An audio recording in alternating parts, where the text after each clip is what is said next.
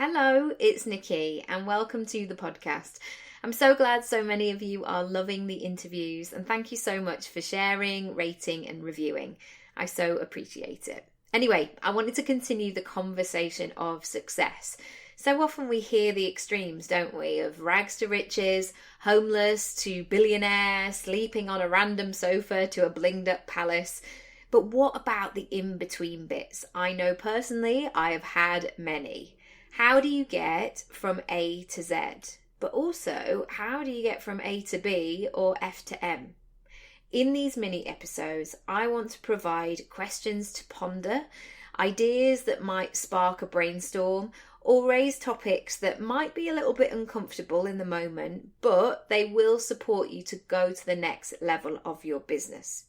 As always, please come over to social media at Nicky Raby, and I'd love to hear your thoughts and breakthroughs. So, in today's episode, I want to talk about imposter syndrome. I recently did 2 workshops with digital mums, and they were 2 of their most popular sessions, because it turns out everybody has this thing called imposter syndrome, and I hear about it so often, and I hear the sadness in people that it's actually stopping them from taking their business to a place that they want to. So let's talk about how it might show up. It might show up in the way that you feel like you're not ready for this. Maybe there's a sense of getting found out and somebody coming and tapping you on the shoulder and going, hang about, what are you doing here? You shouldn't be here. Like a kind of gnarly, burly bouncer coming over and taking you and removing you from the situation. Also that sense of you have lots already, so it would be cheeky to want more. I hear this a lot with my clients. Often it can be really tricky for them to state their needs and to actually claim what it is that they want, because perhaps they have a great relationship, perhaps they have a good health and wellness routine, perhaps they have a great big house and lovely kids. So who are they to ask for more? Shouldn't they be grateful? It's a juicy one, I told you. So where does it come from? Now, if you're not sure, you might be able to trace this back for you personally. So certainly for me with imposter syndrome, and believe me, it shows up in so many circumstances in my life. And certainly because I grew up in a very small northern town and it wasn't cool necessarily to want to go for your dreams and to be really bold about saying what you wanted for your life, especially if it was left of the middle. So for me, I sometimes have this sense that I don't want to seem like I'm showing off, or I don't want to get above my station. Or sometimes I have that sense of, well, good fortune happens to other people. Surely my luck can't continue. Surely it's going to run out and everything is going to fall to pieces. Now, you may be nodding along and going, oh yeah, that's me, totally. Yeah, had that, done that. Oh, yeah, heard that before. But also as well, you might be going, no, actually, it's fine and I'm in control of it, which is brilliant also. But if the imposter syndrome voice is too loud, God, it can stifle where you are and where you're trying to get to and the person that you're trying to be. It can affect your confidence, opportunities, your bank balance, your business growth. I could go on for days. But again, it's completely normal, especially if you run your own business, that this imposter syndrome may come out to play all the time. So I'm going to share with you 5 practical ways that you can actually work with it and become its friend almost, rather than work against it and feel like it has a sense of control over you. So the first exercise I want you to do is with a piece of paper and a pen, or use your laptop, whatever you prefer. And this exercise is called your success timeline. And the reason that I started with it and the reason that my clients find it useful is that it helps them to remember. Often when we start a new chapter of our lives, we can feel like we're starting from scratch. Maybe that's a new job or a new business or going back to something after you've had a child. Perhaps you feel underqualified. Perhaps you don't feel like you have the skills, definitely not the personality or being cool enough or being innovative enough, whatever it might be. As I say to my clients, this might be the biggest self-development journey of your life. And these old limiting beliefs and stories come out to play all of the time. And it's kind of annoying because as I approach my 37th birthday, I thought I would have had all this stuff sorted by now. But turns out I didn't have it all sorted at 19 like I thought I would. So your success timeline is a way of really checking in, not only with where you are right now, but also where you've been and what you're bringing to the table. So I want you to start really simply. Start with your date of birth and the date that it is now, and really look at that timeline. Next, I want you to add in some factual things, maybe when you went to secondary school, or you moved away from home, or you got married, or you had a baby. Next, I want you to go a level deeper and really examine those key things that happened in your life.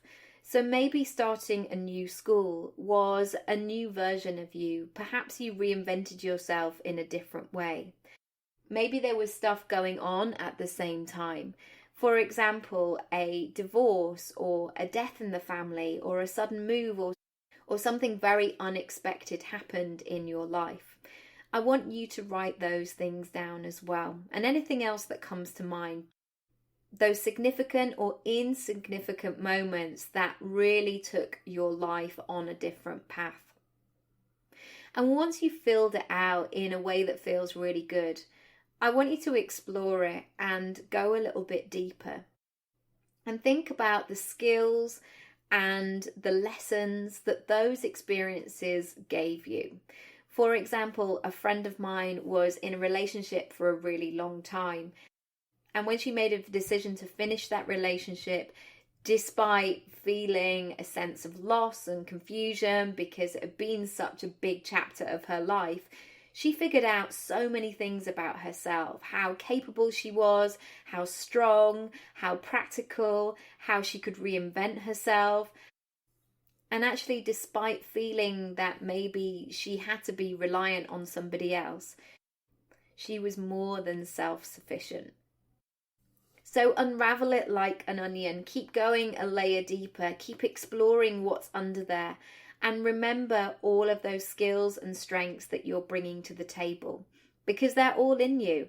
They're not hidden away just because you've done it once and you don't need to do that these days. It doesn't mean that they're non-existent. In fact, they are there whenever you need them. Number 2, somebody needs to hear it from you, from exactly where you are right now. This really came up for me when I was first embarking on becoming a coach. For me, at the time, there weren't many other coaches doing what I wanted to do, certainly in the UK. And if anything, the people who were on my course were probably at least 20 years older than me. They were looking to get very different things from it. Perhaps they had older children who had now left, and so they were looking at building a different kind of career. But for me, I knew that I wanted to create a brand. I'm doing that in bunny ears. And for a little while, I tried out their version of coaching, as in I dressed like them, I had some headshots like them, where I was looking a bit pensive or a bit like, hey, yeah, I've got it sorted, come on over and I'll coach you as well. And not really feeling like I could step into my version of it. And in the beginning, it really stifled me because I didn't feel like I could do what I needed to do. And so many of my clients, and I've worked with over 1,000 people up until this point, they'll feed back and say, oh, it makes so much sense when you say it that, or I've never heard it said in that kind of way. And so if you're looking at your industry and thinking, oh, I don't really look like those people, or I'm not really sure how there could be a place for me, or you're not really sure about how you would fit in into that circumstance, please be instinctive.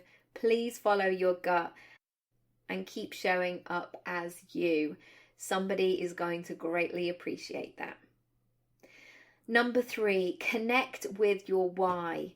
Once you get a bit future focused, rather than being stuck in the moment of like, I can't do it, I don't want to go live on Instagram, I can't send that email, when is it ever going to happen? Oh no, no money's coming in. Once you switch your mindset to that future mindset of what is your why, where are you going, what's important to you, what do you want to build, why are you different, what's your USP, what is your bigger mission behind this business and this brand? Please connect with it, because once you do, and once you really turn up the brightness on that, it will be something that can start to pull you forward rather than leaving you sort of stuck. It's kind of like that moment at Glastonbury when you're standing in the rain and you know you've got to put the tent up, and the temptation is just to stand there and have a bit of a cry and feel how heavy your rucksack is. But you do need that person at the front going, come on, it's fine, only 5 minutes walk and then we'll have another rest. That's kind of like what your future why does for you. It stops you from staying stagnant. It helps you to build momentum. So get really clear on that picture for yourself. And if you're a really visual person, start to pull together imagery or quotes or things or phrases or little notes to yourself that you understand. It's about really connecting with that. Number 4, I want you to consider the habits, the behaviors, the mindset that is going to support you doing something rather than not. So I sometimes, when I don't want to run or I don't want to exercise, I just put my gym kit on, because it's all a bit embarrassing if I put it on and I'm wandering around and I'm like, oh no, I still haven't done anything with this.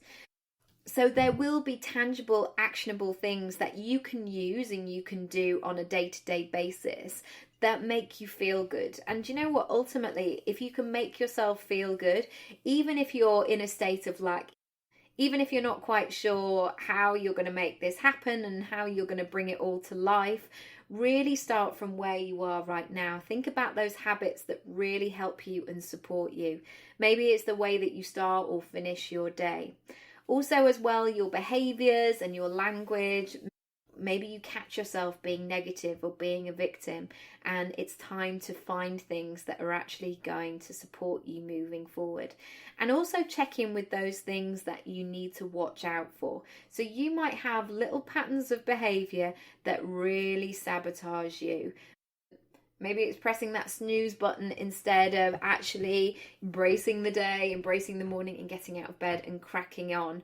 Or maybe it's that you let yourself scroll on Instagram and it makes you feel even worse than you already did before you start.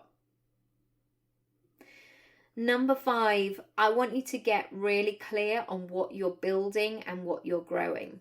So you may have the 5, the 10, the 15, the 50-year plan, who knows? And if you do, great, that is really exciting. For me, I do have a 5-year plan. I do have components that I want to achieve and things that I want to do, but that doesn't really help me on a day-to-day basis. That is too overwhelming. So when I sit down at my desk and I go, yeah, I'm going to do this because ultimately it's going to allow me to build my dream house, it's not necessarily practical. So I try and break down things, as in the vision, into monthly or 3 monthly or 6 monthly little tasks that I can work towards. So I know that I am moving closer to those bigger goals. Also, I feel like I have the easy wins, which is brilliant for momentum. So you will know for yourself how imposter syndrome shows up for you. And I'm sure you're not going to get to the end of this and go, right, okay, cool, I don't have it anymore. That's it. You know, she's cured me. It's definitely a work in progress. And certainly as well, it goes back to that phrase, new level, new devil. It probably will pop up to say hello. But the thing that will change, hopefully after listening to this, is that your reaction time is going to become quicker. Gone are the days where you go, oh, for the last 3 months I've been trying to do this, but I haven't taken any action forward. Hopefully that bounce from, oh no, I can't do it, will quickly move into, actually, there could be a way around this, and doing it in a way that feels really good to me. So let me know over on Instagram what your favourite was, or if there's something particular that you're struggling. I would love to know. And also what you need help with. You can find out more about my coaching, nickyraby.com/coaching, or you can find out about my online courses, nickyraby.com/online courses. And I will see you again soon.